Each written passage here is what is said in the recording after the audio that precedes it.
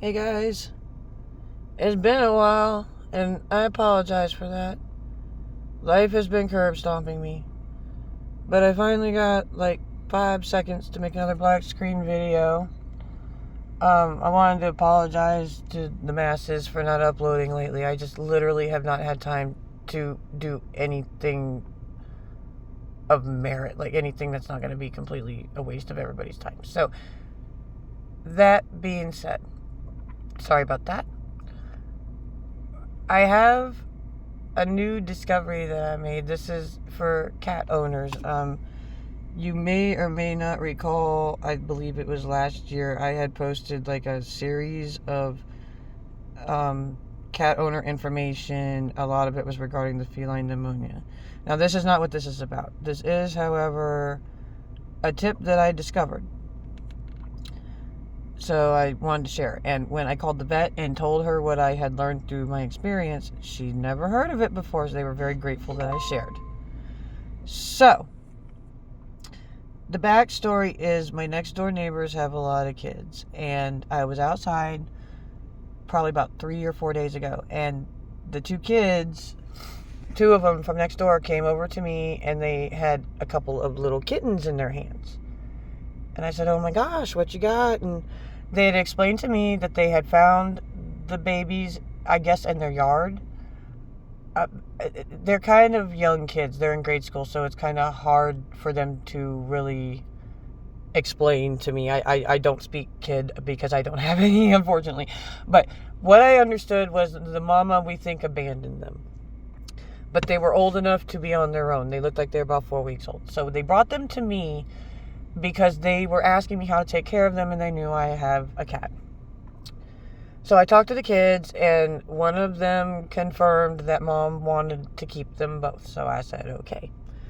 They had a little girl and a little boy. Well, when I took a look at the little boy to sex him to tell them what gender they were, that poor little baby was completely covered on his butt with dried latex paint. Like, I'm assuming it's the kind of paint you would put on the exterior of a home.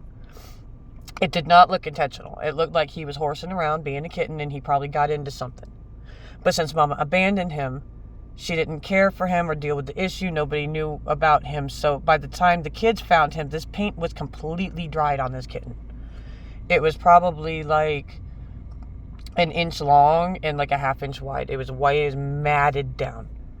So when they brought me the kittens, I looked at them. One was a girl, one was a boy. I said, well, they look pretty healthy, but this one here with the paint, we need to try and get this.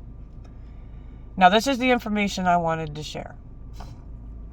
The little boy kitten is fine, and I did manage to get the stuff off of him. The kids were very grateful, and I checked with them the next day, and the little guy's doing just fine. But I had no idea how I was going to get the paint off this cat, and this is the tip I wanted to share. It looked to me like it had been there at least a few days. Like, this was solid, dried paint. Like, cured, hardened latex paint. So, I went to my go-to for veterinary issues regarding these kinds of problems, and I grabbed a bottle of Dawn, and I grabbed a small bucket, and I filled it with just water. I didn't heat it up. I just pulled it out the tap in the yard. And then I dunked the little guy in there by his butt, put him about a third of the way in, and then I just used the Dawn, and I just kind of tried to gently work it into the fur. Now, what I had going for me was because they were strays, they were filthy dirty anyway. So a lot of this paint had adhered to the dirt on him and in his fur rather than on his skin, which I was very grateful for that. But at the end of the day, I ended up taking about 3 hours, a plastic comb, some Dawn, a bucket, and a lot of patience. But apparently, if you just use regular water, it doesn't have to be hot.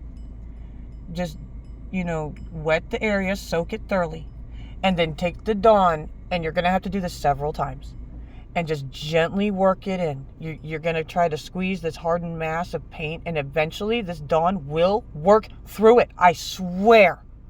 It will work through it. And then eventually you'll be able to gently separate the hairs. At that point, I used a comb. And I just gently started combing through. He was very chill. He wasn't in pain. He wasn't giving me a hard time. He was very grateful that I was trying to get this off of him. because sooner or later it's going to mat, and then he was going to be in pain, and Mama abandoned him. So he sat very still, and I just worked it through. It took me about 3 or 4 rinsings, and it took me a while because he started getting too cold. I had to warm him up before I could keep going. That's very important. A kitten that young could actually die if they get too cold. So I basically worked it in, and then it got to the point eventually where I was able to actually gently peel the latex off of this guy. And then I just gently used the comb, kind of like a pick, and just kind of worked it out. And it eventually got to the point where I was able to actually gently peel the paint off of him.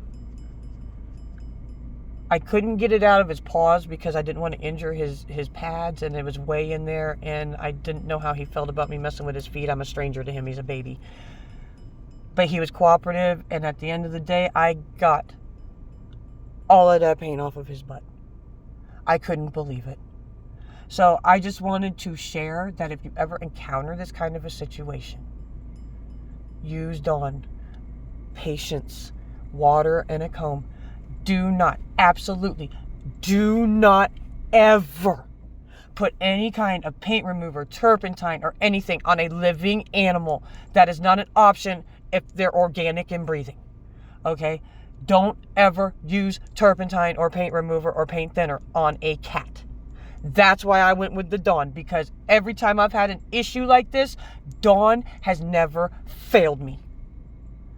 I don't know if it matters what type of Dawn. I just use the standard original blue. It's gotta be Dawn. Don't use Palmolive. Don't use Ajax. Don't use the generic stuff. It has to be Dawn.